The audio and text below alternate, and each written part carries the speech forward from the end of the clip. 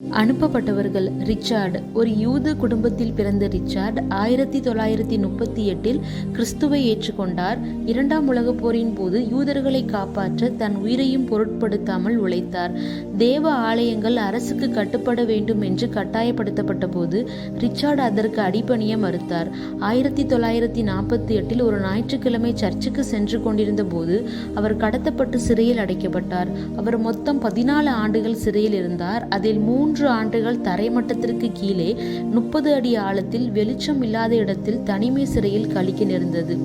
அவர் கடுமையான சித்திரவதை செய்யப்பட்டார். அவரது கால்களில் இரும்பு சங்கிலிகளால் அடிக்கப்பட்ட தழும்புகள் மற்றும் உடலில் 18 ஆழமான காயங்கள் இருந்தன. இவ்வளவு கொடுமைகளுக்கு மத்தியிலும் தன்னை தண்டித்தவர்களுக்காக அவர் ஜெபித்தார். என்னை அடித்தவர்களையும் நான் நேசிக்கிறேன் என்று அவர் கூறினார். ஒரு கிறிஸ்தவ குழு பணம் செலுத்தி அவரை சிறையில் இருந்து மீட்டது. பின் அவர் அமெரிக்கா சென்றார். சபையில் தனது சட்டையை கழற்றி தன் உடலில் இருந்த தழும்புகளை காட்டி கிறிஸ்தவர்கள் படும் அவலத்தை உலகிற்கு தெரியப்படுத்தினார். வேத சாட்சிகளின் குரல் என்ற அமைப்பை தொடங்கினார். இன்று இந்த அமைப்பு உலகம் முழுவதும் துன்புறுத்தப்படுத்தப்படும் கிறிஸ்தவர்களுக்கு உதவி செய்து வருகிறது.